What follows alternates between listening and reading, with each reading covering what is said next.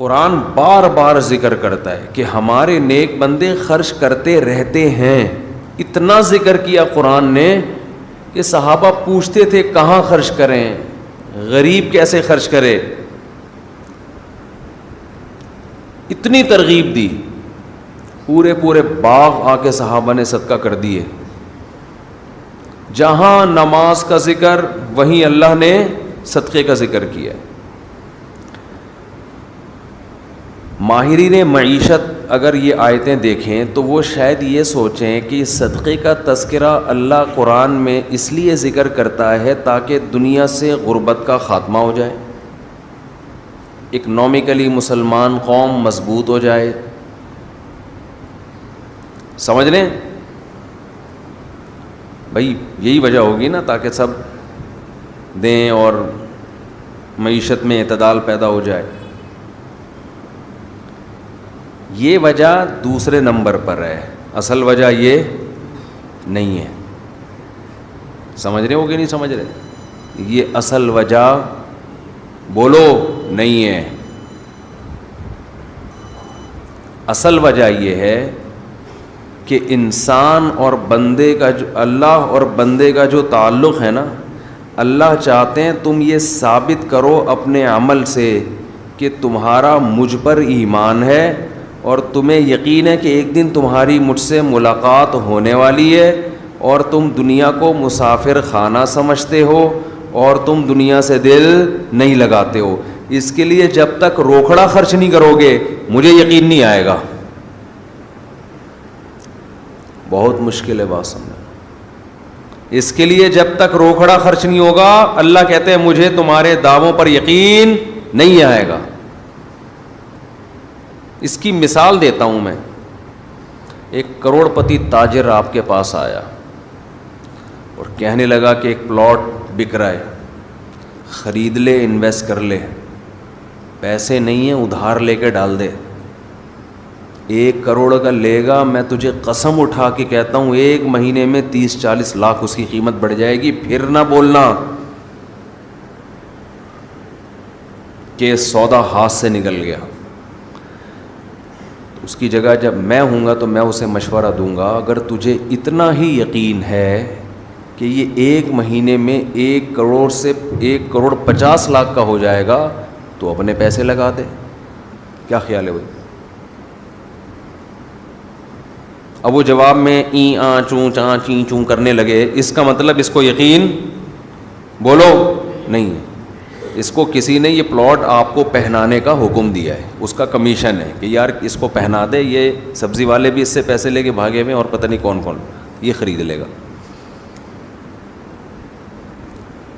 جس کو یقین ہوتا ہے وہ اپنا سودا جانے دیتا ہے.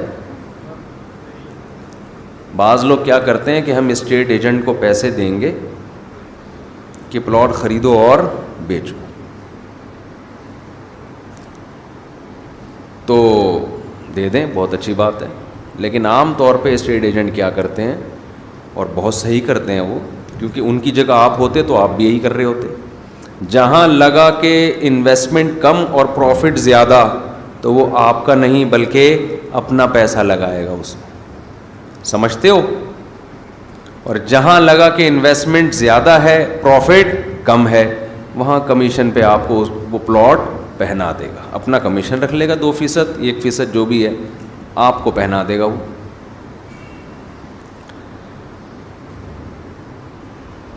سارے نہیں ہوتے لیکن ہم اکثر ایسا ہی ہو رہا ہوتا ہے.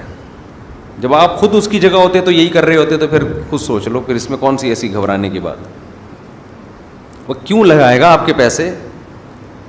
جہاں انسان کو یقین ہوتا ہے کہ یہ مجھے ملنے والا ہے 100% پروفٹ, وہاں کس کا پیسہ لگاتا ہے؟ اپنا. اور جہاں خطرہ ہوتا ہے وہاں کس کا لگاتا ہے؟ دوسروں سے پیسے لے کے لگاتا ہے. سر ایک بڑا اچھا پروجیکٹ آیا ہوا ہے, بہت بہترین پروجیکٹ ہے, آپ لگا لیں اس میں پیسہ. تو اللہ تعالیٰ یہ دیکھنے کے لیے کہ یہ مجھ پہ یقین رکھتے ہیں کہ نہیں رکھتے ہیں, یہ مجھے رزاق جو کہتے ہیں کہ میں روزی دیتا ہوں، یہ خالی پیلی کے نعرے ہیں، ہوائی باتیں ہیں، یا یہ مانتے ہیں کہ رزق کس کے ہاتھ میں ہے؟ میرے ہاتھ میں. ان کو یقین ہے کہ ایک دن قیامت قائم ہوگی جس دن اپنے گناہوں کے بوجھ تلے یہ دبے ہوئے ہوں گے، اور اس دن ان کو پتہ ہے کہ اگر انہوں نے صدقہ خیرات کیا ہوگا تو اللہ کا غضب اس صدقے کی برکت سے ٹھنڈا ہوگا. ان کو اگر یقین ہے تو یہ پیسہ خرچ کیوں نہیں کرتے؟ سمجھ میں آ رہی ہے بات کہ نہیں آ رہی ہے؟ اور خرچ کا مطلب ٹرائی کرنے کے لیے خرچ کیا جاتا ہے.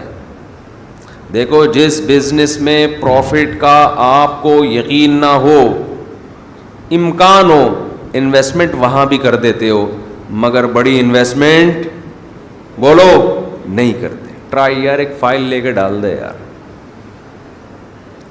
ایک فائل لے کے اسٹیٹ ایجنٹ کو کیا بولتے ہو یار، سب لوگ خریدنے، ہماری بھی ایک لے کے ڈال دے فائل. اتنے پیسے ہیں میرے پاس، 10 لاکھ 15 لاکھ 20 لاکھ 30 لاکھ. کچی آبادی میں بھی لوگ پلاٹ لے لیتے ہیں.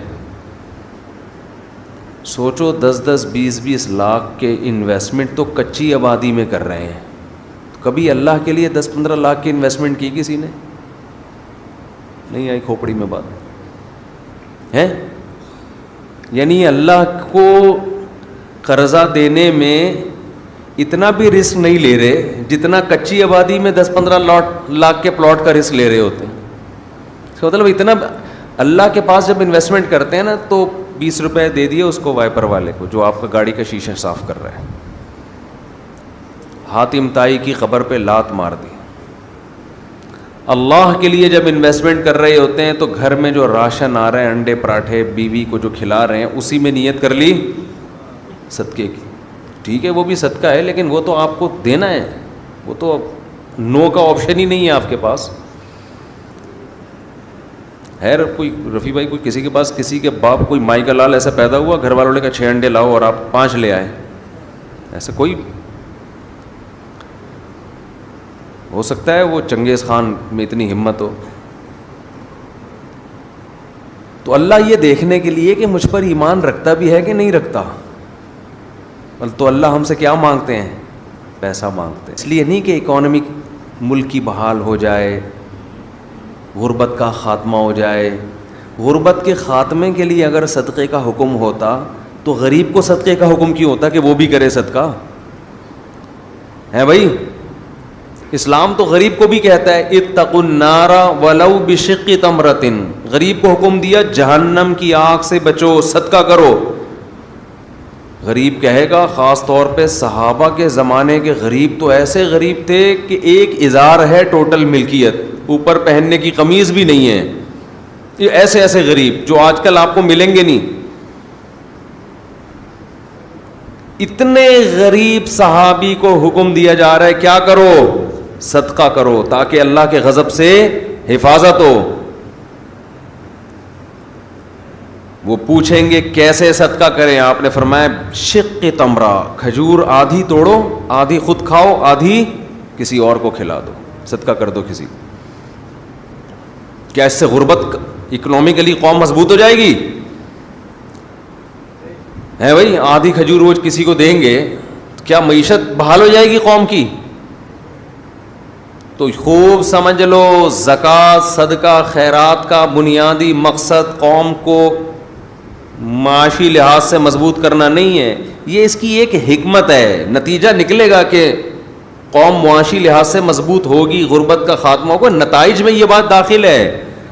آپ کو جو حکم دیا جا رہا ہے وہ اس لیے نہیں، بلکہ وہ آپ کا خدا سے تعلق کتنا ہے، آپ اس پر ایمان رکھتے ہو، آپ اپنے آپ کو اس کا غلام سمجھتے ہو کہ نہیں سمجھتے، آپ کو اس کے وعدوں پر یقین ہے. من ذا الذی یقرض اللہ قرضا حسنا، اللہ کہتے ہیں کون ہے مجھے قرضے دے، قرضہ دو، قرضہ، اور میں سود لگا کے دوں گا، واپس بڑھا کے دوں گا. جس کو یقین ہے کہ رزاق اللہ ہے، کھلاتا وہ ہے، میں جو دے رہا ہوں یہ پیسے ضائع نہیں ہو رہے، یہ رب کو دے رہا ہوں، وہ سخاوت کا دریا بنتا ہے. اور جس کو یقینی نہیں ہے وہ ہر وقت نوٹ بیٹھ کے گنتا رہتا ہے.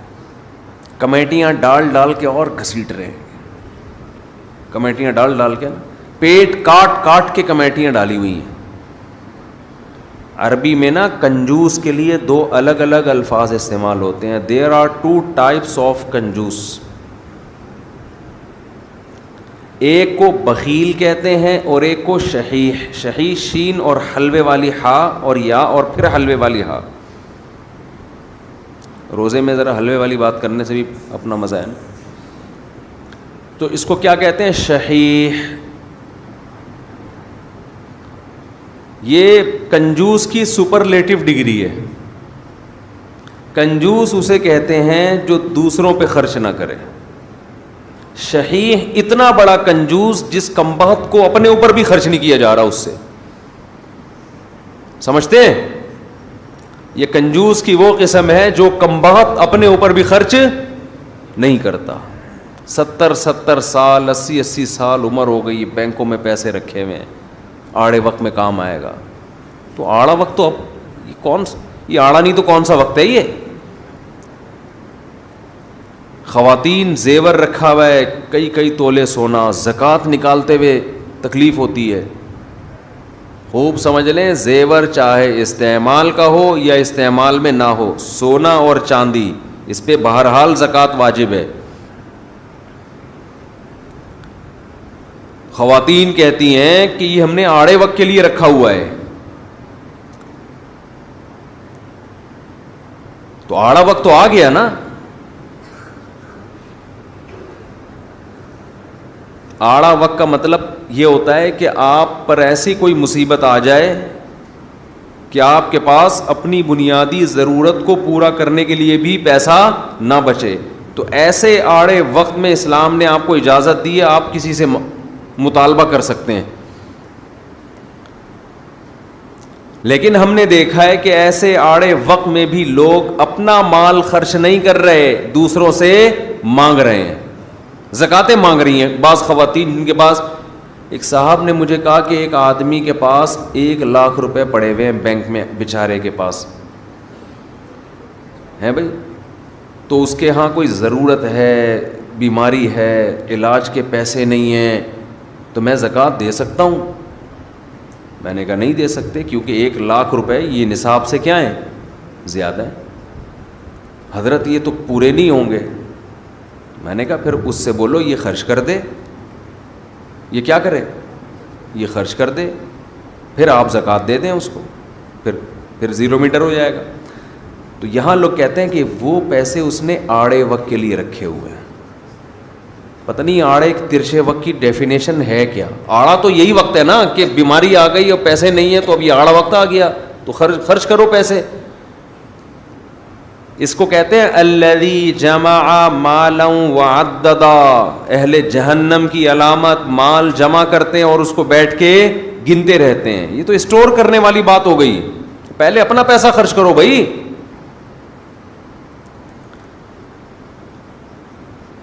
تو اللہ نے جو ہمیں مال خرچ کرنے کا حکم دیا وہ اللہ اور بندے کے تعلق کی وجہ سے.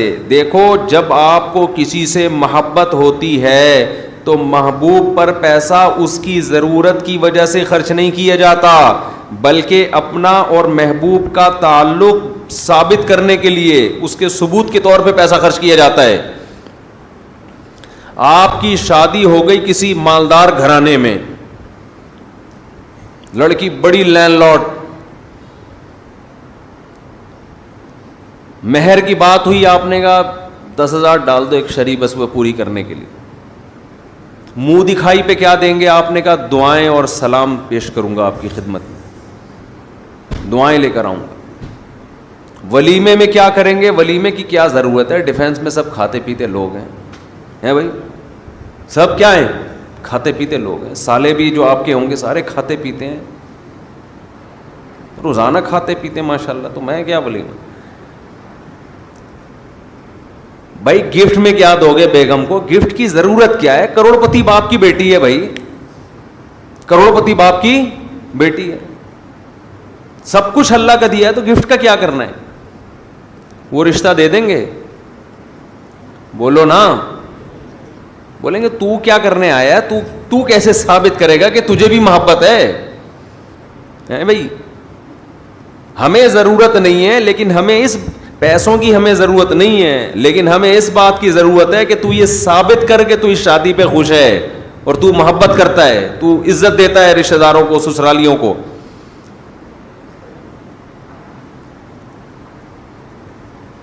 تو ملک میں غربت ختم ہو چکی ہو, کوئی غریب نہ ہو, کسی کو ضرورت نہ ہو, پھر بھی اللہ کیا کہتا ہے, آپ نے مال خرچ کرنا ہے. یہ نماز کی طرح ضروری ہے. اہل ایمان کی علامات میں سے وہ تلاش کرتے رہتے ہیں اللہ کو خوش کرنے کے لیے پیسہ نکالنا ہے, پیسہ. اب آپ ڈرے ہوئے ہوں گے مفتی صاحب اب مانگیں گے چندہ ٹائٹ والا.